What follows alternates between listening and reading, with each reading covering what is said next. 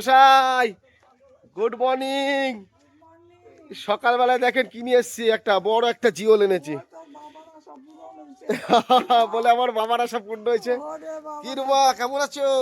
ভালো আছে তো? হাসছে, কথা বলছে না।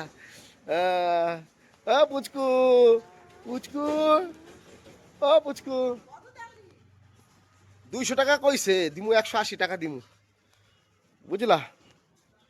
তো আমার কি দিয়ে রান্না করবা জিওল মাছটা? ডাটা দেয়া করবা?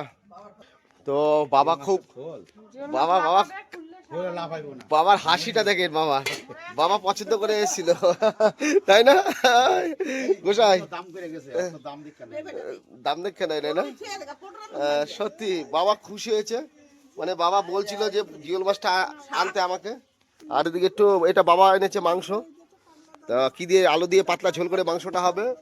আর এই দেখেন এই জিওল মাছটা মা বলে, ও সত্যি জিওল মাছটা সত্যি। গোসাইকে দেখাচ্ছে বাবা আমার, গোসাই দেখেন কি মনে হয় ডিম আলে হবে। এটা ঝোল পাশাক করো মা, একটু দারুণ লাগবে ঝোল পাশাক। রমা বলছে ডিম আছে।